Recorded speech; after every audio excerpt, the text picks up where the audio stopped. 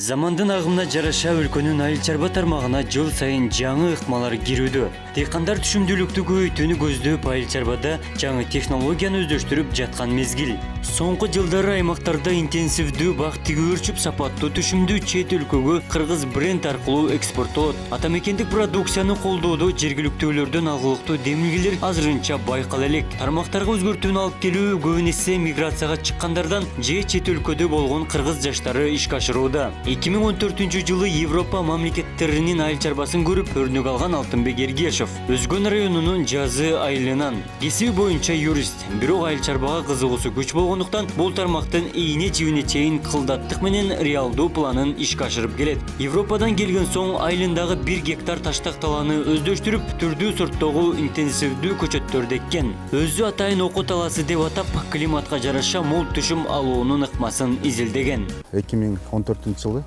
Европа мамлекетине барып калып, ал жерде ушул Польша мамлекетинде болуп, ошол жерде бүгүнкү күндө айыл чарба тармактары боюнча индустрияларын көрүп, ошондо менде бир кызыгуу артып калды да.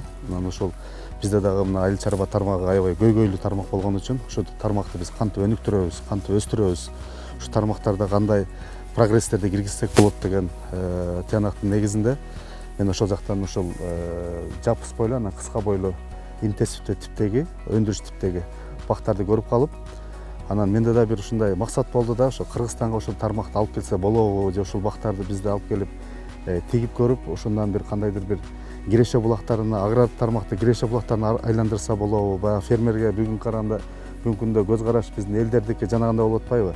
Бул ким фермер болсо же ким дыйкан чарба болсо, жана акыркы адамдай эле сымал болуп калды да, себеби бул киреше булагына айланбай же бул киреше булагында жок болгон үчүн бул тармакка элдердин көз карашы ошондой болгонуна байланыштуу ушул жака бир кичине болсо да биз өзгөрүү же мындай прогресс киргизсекпи деген максат болгон да. Ошол максаттын негизинде ушул тармакты мен биринчи 2014 жылы көрүп, ал жактан өзүм баягы ар бир эмелерин карап көрүп, анан ошо менде идея болду.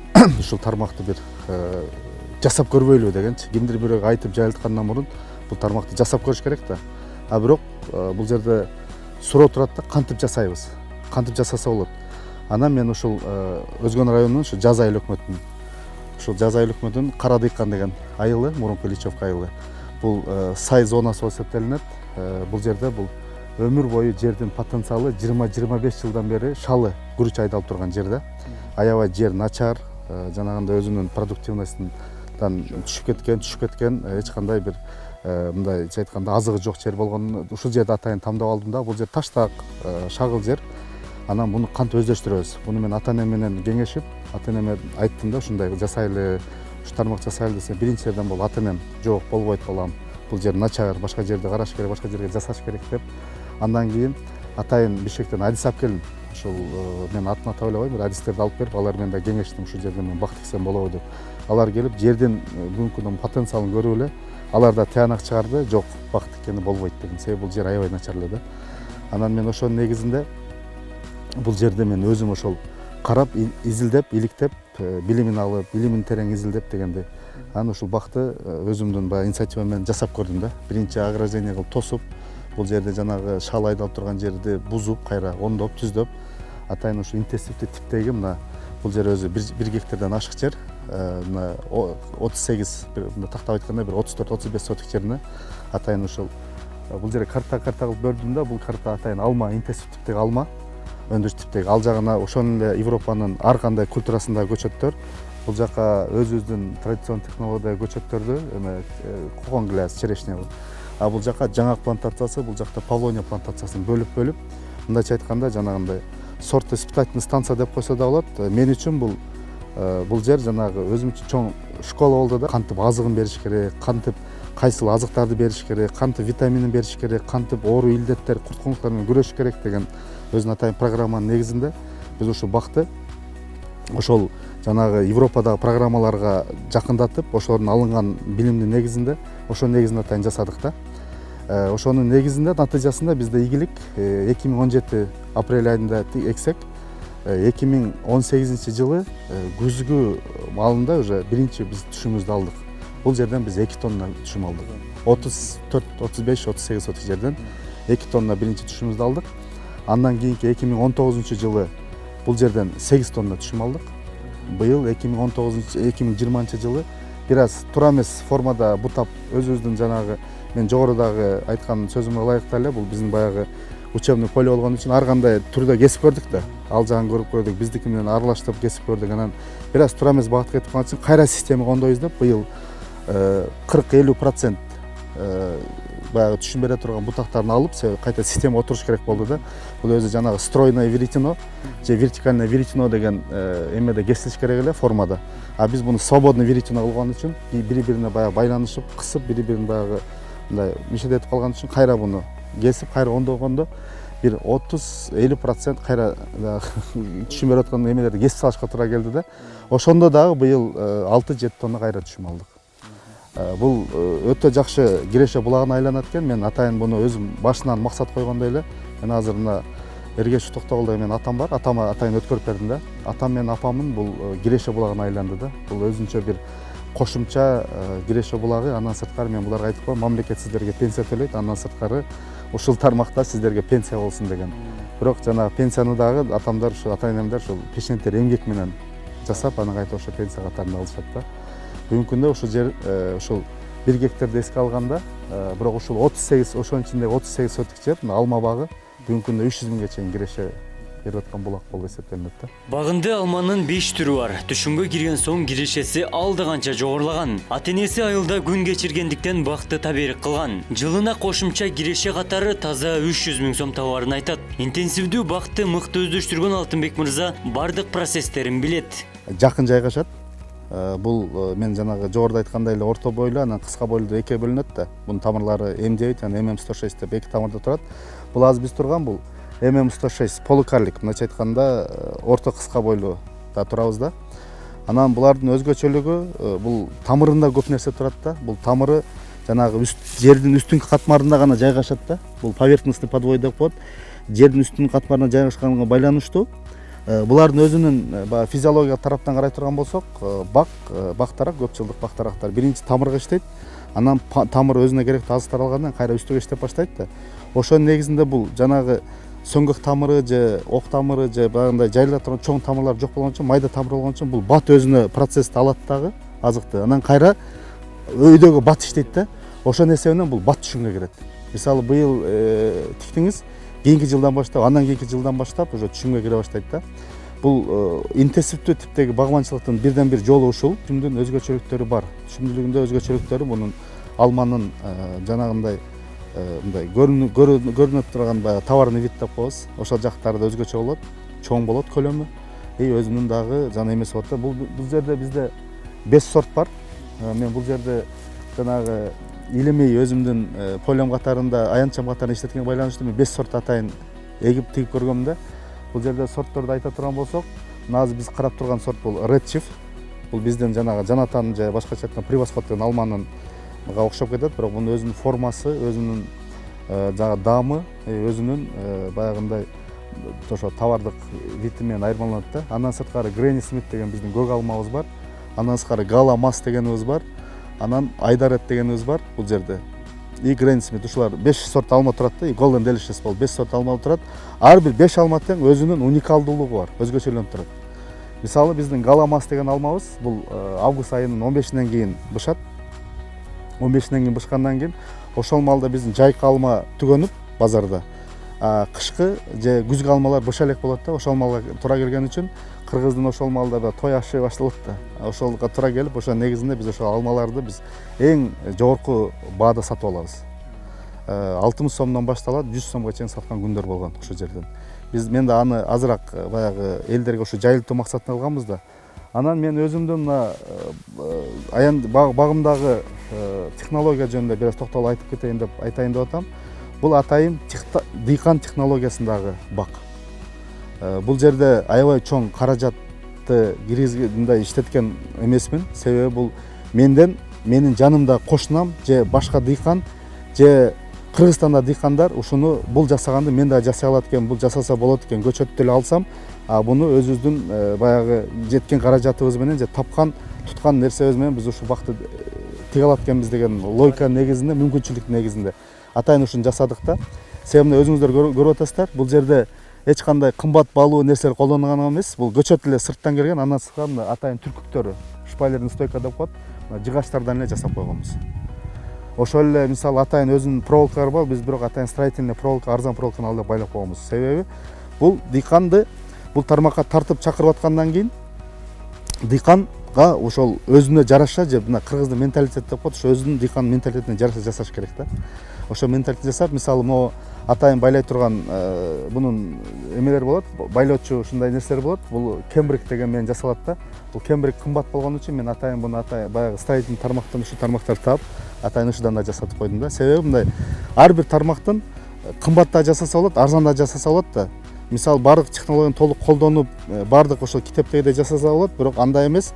Бирок дыйкандын баягы менталитетине жараша, мүмкүнчүлүгүнө жараша да жасаса болот. Ошол негизинде биз атайын ушундай жасаганбыз да. Тажрыйбасы арткан соң дыйкандардын түйшүгүн жеңилдетип, кирешесин көбөйтүү максатында Борбор Азия багбандар биримдигин өнөктөштөрү менен түзгөн. Борбор каладагы биримдиктин ишмердүүлүгү аймактардагы дыйкандарга белгилүү. Коңшу өлкөнүн 20дан ашуун чакан кооперативдери кошулган. Ар жылы тажрыйба алмашып, жаңы технологияны колдонууда окутууларды өткөрүп келет. Негизги максат кыргыз айыл чарба продукциясынын экспортун көбөйтүү. Дасыккан адис алдыдагы жылдарга мерчемделген ири долбоорлорун айтты.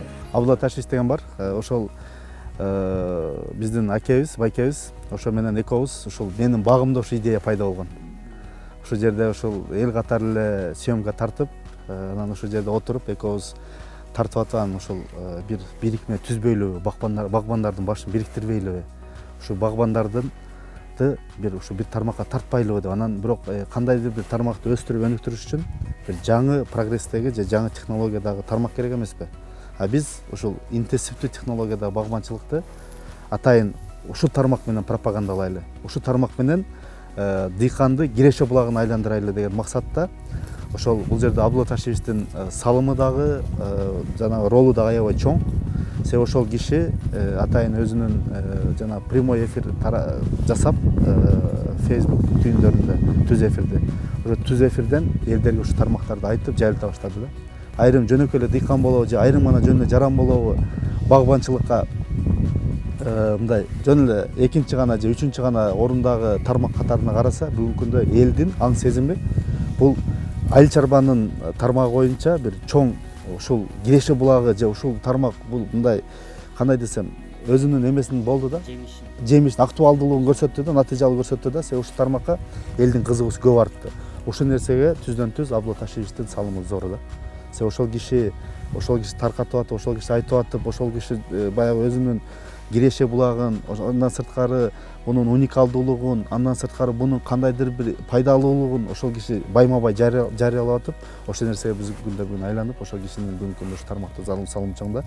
Ошол негизинде биз 2017-жылы өзү сүйлөшкөнбүз, 2018-жылы ошол Борбор Азия багбандар биримдигинин башын бириктирели деп биз бул жерде багбандардын биримдиги, Кыргызстан багбандар биримдиги деген эле максатта баштаганбыз. Бирок ошол малда бул багбанчылык биздин коңшу мамлекеттерде актуалдуу болгон үчүн Тажикстандан айрым ал жердеги активисттер, Казакстанда айрым активисттер, Өзбекстанда айрым активисттер биз атайын интернет булактарында же атайын жанагындай Facebook булактарында биз группаларды, тайпаларды түзүп баштасак, алар дагы биз дагы кошулат элек, бизди дагы кошпойсуздарбы деп калды. Алар да кошулуп атып, күндөн күнгө көбөйүп атып, 30 миңге чейин жарандар топтолду да. Ушу тармактачы, ушу тармакта тайпаларда топтолуп, ал жерде сүйлөшүп атып, анан ошо коңшу мамлекетиндагы багбандар, ишкерлер биригип атып, алар менен анан анда биз коомдук бирикме түзөбүз деген бир чечимге келип, Өзбекстан жарандары, активисттери чыкты, биз дагы кошулат элек. Бир мындай чоң бир пространство жасап эле, анан Борбор Азия багбандар биримдиги дегенди түптөдүк да. Ошо негизинде Борбор Азия болуп калды. Ошол Борбор Азия багбандар биримдиги түптөлгөндөн бери бүгүнкү күндө багбанчылыкка болгон элдин көз карашы дагы толук кандуу өзгөрдү. Ушул тармак катарында, киреше булак катарында интенсивдүү технологияда багбанчылыкты көп карай башташты да. Азыр ушул боюнча бүгүнкү күндө байма бай бул Борбор Азия багбандар биримдигинин максаты негизи эмне? Дыйкандарга туура маалымат берүү, интенсивдүү жаңы технологияда багбанчылык, өндүрүш типтеги багбанчылык боюнча андан сырткары кеп кеңештерди берүү. Андан сырткары ошол жерде дыйкандар өздөрү бири-бири менен өзүнүн жанагы тажрыйба алмаштыруу катарында бири-бирине билген, мисалы мен билгенди башка багбан билбейт, ал багбан билгенди мен билбейм да. бир ошол жерден маалымат алып турайлы, ошо негизинде түптөлүп калган бул бирикме болуп эсептелинет да. Бүгүнкү күндө бул бирикмеде дагы аябай чоң артында электораты бар. Бул тармакта, бул биримдикте бүгүнкү күндө чоң, аябай чоң иштер жасаган. Андан сырттан дагы инвесторлорду тартуу боюнча бир топ иштер жасаган. Бир деле багбанчылык эмес, мисалы мына өзгөн аймагы өзүңүздөр маалым болгондой күрүч менен таанымал. Ошол күрүчтү кайра иштетүүчү боюнча дагы биз Кореядан дагы ишкерлерди, инвесторлорду алып келип, бул боюнча дагы иш чаралар жүргүзгөнбүз да. Ошол биздин максат ошол агрардык тармак бир өнүгүп өссө экен, ошол мамлекетке киреше булагына айланса экен деген максаттын негизинде да. Себеби Кыргызстандын 65-75% бул айыл элет элинен турат. Элет айыл элинин бүгүнкү күндө киреше булагы бул айыл чарба тармагы гана болуп эсептелинет. Мейли мал чарба болсун, мейли дыйкан чарба болсун, мейли багбанчылык тармагы болсун, кайсы гана тармак ушул тармак болуп эсептелинет да. Ошонун эсебинде биз ошо Борбор Айза багбандар биримдиги менен багбанчылыктан сырткары дагы башка тармактарды чогуу өнүктүрөлү деген максаттар болду да. Ошол негизинде бул Борбор Айза багбандар биримдигин түптөп ошо иш алып бардык. Ошонун негизинде мен ушул Борбор Айза багбандар биримдигин дагы 1 жылдын тегерегинде жетектедим. Андан сырткары дагы мен өзүм жанагы багбанчылык тармагына өзүм кызык артып калып ушу тармакта жүргөнүмө байланыштуу бул тармактарда кантип өнүктүрсө болот, өстүрсө болот, ушу тармактар боюнча кандай иштерди алып жүрсө болот, кантип иштерди жасаса болот деген максаттын негизинде бир топ аракеттер жасадым да. Анан атайын дыйкан моделиндеги атайын бактар жасадым. Бул элдерге мындай оңойраак болсун, элдер ушу мени көрүп ушу жасасын деген, ушу менин коркунучтарымды баштап аймактарга бөлүнсүн деген. Ошонун негизинде биздин Борбор Айза багбандар биримдигинин жеке бир долбоору бар. Жакынкы күндө же келечектеги убакытта биз ушуну жарыялайбыз. 1 айыл 5 соток, 1 айыл 10 соток деген. Бул деген ар бир айылда ошол сиз деле мисалы же бул жакта эле баарыбыз биригип, ар бир үйдө жок дегенде 5 соток, 10 соток жерге моундай биздикинде дыйканчылык типтеги бакта жасап алса, ошол жер мисалы айрым мындай жакшы эле киреше булагына айланат да. Биз баягы атайын эсептеп чыктык. Бул канча каражат кетет, андан кандай киреше келет. Бул ушул 10 соток жерге жакшынакай кылып кыска бойлуу баягы кадиков подвойдогу бакты ушундай моделде бакты тиге турган болсо, ошол айыл ичиндеги ошол кичинекей болсо дагы ошол кичинекей багбандын дагы киреше булагы 100 миңден 200 миңге чейин айланат экен да. Себеби биз алны мен өзүмдүн тажрыйбаман гана айта алам да. Мен бул жерде атайын өстүрүп көрдүм, өндүрүп көрдүм, ошол түшүмдү алып көрдүм да. Ошонун негизинде атайын программа керек, программаны иштеп чыктык, модельдерин иштеп чыктык, технологиясын иштеп чыктык, проекттерин, долбоорлорун иштеп чыктык.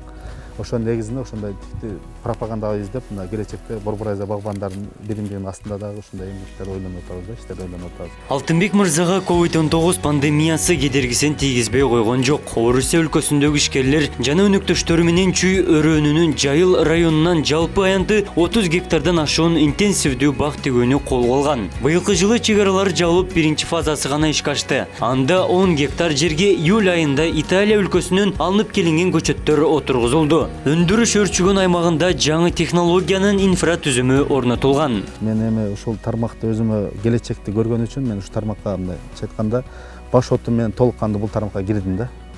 Анан бул мисалы айылдагы бир 50 сотик жерим менен же дагы бир жердеги бир 1 гектар жерим менен бакты мен өнүктүрүп өстүрүп, ошол тармактын мен келечекте чоң тармагына бара албайт экенин мен өзүм билдим, сездим. Ошонун негизинде мен ошол 2014 жылы башка ишкерликтин негизинде Европа мамлекетине барып болуп калып, ошол жерде Польша мамлекетинин ошол багбанчылык тармагын көрүп кызыгып калып, ошонун негизинде мен ал жактагы бүгүнкү күндө баягы масштабный бактарды көрдүм да. Масштаб кандай болот? Мисалы ал жерде бир эле ошол багбандын 100 гектарлаган, 300 гектарлаган, 1000 гектарлаган бактар болот экен. Анан менде суроо туулду. Эми биз 1 гектар же 10 сотик багыбызда карай албай атпайбызбы? Буну кантип карайт? Аны карай турган бирден бир жолу бул туура технологияны пайдаланыш керек экен. Ошол акыркы заманбап технология негизинде буну автоматташтырып, андан сырткары механизмде иштетиш керек экен да. Мисалы техникалар иштетиш керек экен. Андан сырткары өзүнүн жана технологиялык инновациялар болот экен. Ошо инновацияларды туура колдонуш керек, колдонуп пайдаланыш керек экен да. Анан мен ал тармакты алып маалымат алгандан кийин өзүм ушундай кичинекей бактан баштаган үчүн ал тармактарды мен кантип жасайм, кантип ошол тармактар менен барам. Мен ой болгондон кийин бирок барып каражат булагына келип такалып туруп, Анан биздеги жанагы менеджменттик жетишпейт экен, биздин билимибиз, илимибиз жетишпейт экен. Ал жактан биз мамлекетибиз дагы Орто Азия бардык жакка аксайт экенбиз.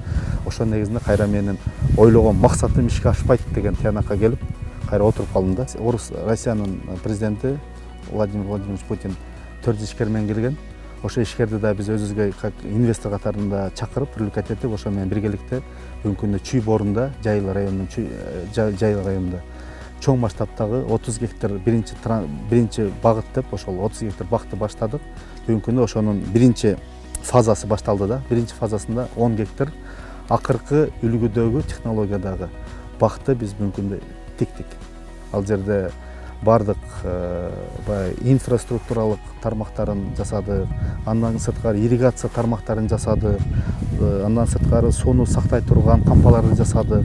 Ал жерде жанагы насостук атайын фильтрдик насосторду, агрегаттарды койдук. Андан сырткары көчөттөрдү ошол жогорку сапаттагы вируссуз, жогорку сапаттагы таза оорусуз жана баягы парша деген оорусу бар, паршага устойчивый атайын көчөттөрдү алып келип бүгүнкү күндө ушул Чүй борундагы Жайыл районуна биринчи фаза негизинде тигип баштадык да. Бизде ал жерде быйылкы пандемия аябай чоң бизге залакасын берди.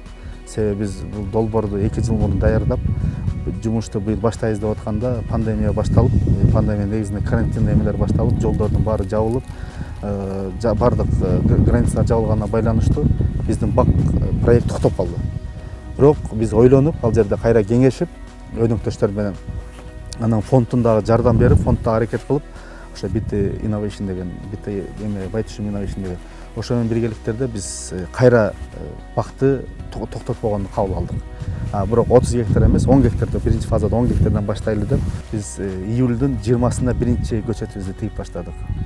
Июлдун, ошо жайдын Саратандын ортосунда биринчи көчөт тегип, быйыл Кудай буйруса жакшы өнүп берди, өстү. Бүгүнкү күндө көчөттөр жакшы да. Бул жерде мен эми көчөттөрдүн маалымат боюнча бир аз маалымат берип коюшум керек. Ошол каржы основной булагы бул ошо BT Байтүшүм Innovation болуп эсептелинет. Ошолор каржылаган. Андан сырткары биз Италиядагы эң чоң ошо дүйнө жүзүндө Италия, Европа мамлекетинде эң чоң 3 питомник бар экен. Ошонун бирөөсү Тагляни деген питомниктен ошол жактан ошолордун көчөтүн алдык, жогорку сапаттагы көчөтүн.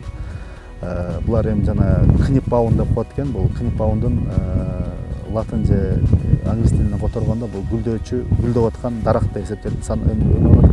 Бизде ошол тамчылатып сугаруу системасы, технологиясын биз Израиль мамлекетинен алып келдик. Себеби бүгүнкү күндө дүйнө жүзүндө тамчылатып сугаруу системасы Израилде эң жогорку сапаттагы тармак болуп эсептелинет да. Себеби ошол жакта бүгүнкү күндө акыркы технологиядагылар, ошол жанагы жердин шартына байланыштуу ошол жакта жакшы жасашат да. Ошол жакта биз Недофин деген компания аркылуу биз ошону ишке ашырдык да. Ошо Недофин деген компания ошол тамчылатып сугаруу технологиясынын акыркы үлгүдөгү жанагы насостук жана жанагы фильтрдик станцияларын коюп берген кабина решение станциясы. Бул кабина решение коюуда өзүнчө бир чоң менеджментти же чоң бир ушундай бир түйшүктү талап кылынат экен да. Себеби ал жерде ар бир жанагындай эмесине жараша ар бир бакка мисалы мына интенсивдиктеги бактар ар бир көчөт бардыгы бирдей гана сууну өзүнө сугарылышка сиңиш керек да. Мисалы 10 литр дейбизби, 30 литр дейбизби, 40 литр дейбизби, ошол сууну ошол өзүнө ар бир бак ошол бир норманы ичиш керек экен да. Мисалы бир бак 10 литрди ичип, бир бак өзү нормасы 30 болсо, бир бак 30 ичип, бир бак 20 боло турган болсо, жана нормасы жетпеген бакка сөзсүз ал ооруга, илдетке чалдыгат экен. Ошонун негизинде кайра эле кийинки бакка өзүнүн таасирин берет экен да. Ошонун негизинде бул тамчылатуу сугаруу ыкмасын колдонуп аткан мен дыйкандарды айтып кетет элем, жогорку технологиядагыны колдонгонго аракет кылышыбыз керек. Себеби ошонун өзүнүн керектүү негизинде жасалган болуш керек да. Бизде ошон үчүн Недофин компаниясы аркылуу ушул эмени ишке ашырдык да. Тамчылатуу сугаруу ыкмасы. Мамлекет көп тармагынан айрыкча айыл чарба тармагынан жардам бере албайт экен. Биринчиден баштап биз ушул биз айыл чарба тармагын көтөрөлү, өстүрөлү, ушуга жаңы технология, жаңы инновацияларды алып келели деп ушу Алмагра ЖЧКнын негизинде биз иштер жасап баштадык да. Ошонун негизинде биринчилерден болуп, мисалы айрым көчөттөрдүн биз мына Италия мамлекетинен бизге сырттан келген үчүн ошонун мисалы мамлекет өзүнүн кандайдыр бир таможнялык пошлаларын алып койсо да болот эле да. Себеби аны дыйкан болобу, ишкер болобу, ал чоң каражатка ошол айыл чарба тармагын көтөрөм, жасайм деп ушул жерге келип тигип атпайбы? Жок. Ошондон да бизге бүгүнкү мамлекет пошталар алынат экен. Бул биринчиси. Экинчиси, ал жерде дагы баягы эле биздин баягы кагаз үстүндө иштерди бул дыйканды аябай ойлондурат экен да. Айрым дыйкандар да жасашы мүмкүн, бирок айрым дыйкандар ал нерсени жасай албайт экен. Андан сырткары жана бизде единый окнолор жок экен, же атаңа бар, апаңа бар, ал жака бар, бул жака бар нерсе менен бизде ошол нерсе дагы бар да. Эми азыр ойлоп атабыз, эми жаш ишкерлер, жаш кадрлар, ошол жаш тармакты ошол инновациялык эмелерди, жаңы технология түшүнгөн адистер келип атат, эми айыл чарба тармагына дагы. Ошолор бүгүнкү күндө бизге бир аз болсо дагы ушул тармактарды жоет деген үмүттөбүз. Айылда 6 тоннадан ашуун жер жемиш сактоочу муздаткыч бар. Дыйкандардын көпчүлүгү жаз айында баанын жогорулашын күтүп сактайт. Жаңы муздаткычты айылдын жашоочусу курган. Алманын тоннасы жана сакталуу айына карата төлөм бар. Алыш үчүн өтө көп каражат кетет экен. Бул тармакка деле каражат кетет экен, бирок өстүрүп эметип алгандан кийин нары ден соолукка, нары айлана чөйрөнү тазалоо максатында ошол эккен бактан түшүмүн алып ушундай сактап атабыз. Эми бааларга эметип келсек, бул жакшы сакталса, ушу март айларына чыгарабыз деп турабыз. Где-то 60 сомдон 70 сомдон кетет деген үмүттөбүз. Эми ошондо биз где-то октябрдын аягында түшүм жыйнап алып кирдик. Где-то 4 ай сактайбыз. Анан кийин ошо 60 сомдон сатабыз деген ниет кылып турабыз. Эми аны убакыты көргөзөт. Адаттагы көчөттөрдүн алмасы менен интенсивдүү алманын айырмачылыгы байкалып турат. Багбан алманын сортторундагы түшүмүнө токтолду. Бүгүнкү күндө мына сактоочу жайларда турабыз. Бул мисалы көп адамдарда элде, калың элде бул суроо болуп атат да. Бул мисалы эски алма менен, эски технологияда алма менен жаңы технологиянын айырмасы эмнеде турат да. Мына биз азыр өзүбүздүн бүгүнкү күндө сактоочу жайда турабыз. Бул жака биз ошо өз мына жергиликтүү ишкерлер дагы бүгүн мындай кампаларды курган. Биз ошо жергиликтүү ишкерлердин да колдойлу деген бизде дагы максат бар да. Себеби биздин колдоо деген максаттын бирден бир жолу бул биз өзүбүз өндүрүштү өндүрүп алып, кайра биз өз кампа куруу деген менден алыс болойлу деп атабыз да. Мисалы биз дыйкан катарында алмаларды өндүрөйлү, башка жеке ишкер мисалы ушундай сактоочу жайларды курсун деген коюп атабыз да. Себеби алга бири-бирибизге жумуш орунду берели депчи. Ошон үчүн мына биздин ушул айылда дагы ушундай сактоочу жайлар бар. Ошонун бирине бүгүнкү күндө биз атайын өзүнүн алмасын алып келип ушул жерде коюп атат да. Мына бүгүнкү күндө алмалардын айырмасы. Мына мисалы бизде Грейни Смит деген алма. Бул Грейни Смитти которгондо чоң эне Смиттен түшүндүрөт. Бул чоң эне Смит биздин баягы мурунку аналыгы Семирянка деген алманын аналыгы бар да. Мен атайын мына биздин бул кампада баягы ишкерлердин кампасы болгон үчүн бул жерде дагы башка дагы эмелер киргизет өзүнүн алма эмелеринчи мөмөлөрүн. Биз атайын алып атабыз мына. Бул биздин эски Семирянка алмалар. Бүгүнкү күндө Семирянканын алмасынын, көк алманын, жашыл алманын бүгүнкү күндөгү мына проблемасы көйгөйү алманын калибровкасы түшүп кетти да. Кичинекей болуп калды. Бүгүнкү күндө бул ички рынокто же мисалы айрым кичинекей чоңураак эле рынокто базарда иштебесе, бул сырткы экспортко ылайыкташтырылбай калды да. Мына айырмасы ушул жерде көрсөтсө болот. Мына биздин Грейни Смит мына калибровкасында айырма бар да. Көрдүңүздөрбү? Андан сырткары көлөмүндө. Андан сырткары мына алманын өзүнүн эле мына өзүнүн баягы түсүнөн дагы айырмасы чоң да. Мына мисалы мына көрүнүшүнө бул башкача болуп турат, бул башкача болуп турат. Ушул алмадан дагы мына мисалы мына биздин бул баягы караган деле эмеспи, сортировать этпей эле мына. Ал жерде мына алмалар баары көлөм караса, мына баш бирдей эле көлөм болуп кете берет. Көлөмдөр бирдей эле болуп тура берет да мына. Ошол эле мону ала турган болсок, Семирянканы мына айырмалар мына баары бирдей эле көлөм болуп калат да. Ошол эле айырмаланат. Андан сырткары мына биздин Айдарат деген сортубуз, бул биздин эски алманын апорт деген окшошуп кетет, мына апорттун бир түрү да. Булда дагы мына көлөмүнөн айырмаланат да. Булар аябай көп түшүм берет. Мисалы мына Айдарат деген жанагы кыска бойлуу тамырда турат, М9 деп коет, М9 деген тамырда турат. Бул 2017 эксек, тиксек 2018 жылы bundan ар бир өмөдөн көчөттөн түптөн биринчи эле жылы 3 килограммдан 6 килограмма алганбыз. Бүгүнкү күндө 15 килограммдан 40 килограмма чейин алып атабыз ар бир түптө. Бул Семрянкада булдар да жакшы түшүм берет, түшүмберлиги жагы жакшы. Буларда бүгүнкү күндө 20 килограммга чейин чыкты. Анан биздин Редчиф деген бар, ал 30 килограммдан 50 килограммга чейин чыкты. Ал бул эмелердин астында калып кетиптир. Азыр ошо эме кишилерге көрсөтүп калдым. Булар ушундай өзүнүн жагынан, рентабелдик жагынан, анан товардын вид жагынан жакшы. Өзүңүздөр дагы даам татып көрөсүздөр.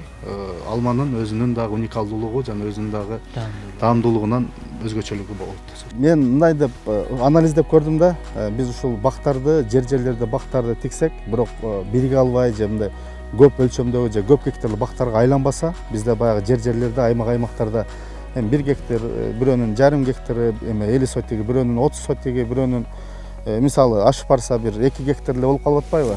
Бул ички рыноктон чыкпайт. Ички рынок дегенде, мисалы биз Ош областын же Жалал Абад областын же Баткен областын эске албашыбыз керек. Даже Кыргызстан Бишкек жакта эмес, Чүй жакта эмес, даже бул жакты эске албаш керек да. Бул биздин Өзгөн аймагынан чыкпайт. Өзгөн районундагы өзүбүздүн аймакта. Ошол алмага керектүү потенциалы ошону бул толтуруп бере алат, керектүү жагынчы. Бул ошондон ашпайт. Ошол жерден өзүнүн рыноктон эле сатылат да. Качан гана биз чоң көлөмгө чыкпайын, чоң бир эмелерди жасабайын, ошондо гана биз сыртка чыкпасак, же сырткы ички рынокторго чыкпасак, ата биздин ушул түшкөн ушул меники мисалы бул жердеги ата энем ушул ички мындай ушул Өзгөндөгү рыноктон эле сатышат. Өлкөнүн өнүгүшүнө өзү өздөштүргөн тармак менен салым кошууга аракеттенген Алтынбек мырза саналуу жаш багбандардын катарын толуктайт. Ар бир жаран кирешени көбөйтүүнү көздөсө, жаңы технология мүмкүнчүлүк ачып берерин белгилеп келет.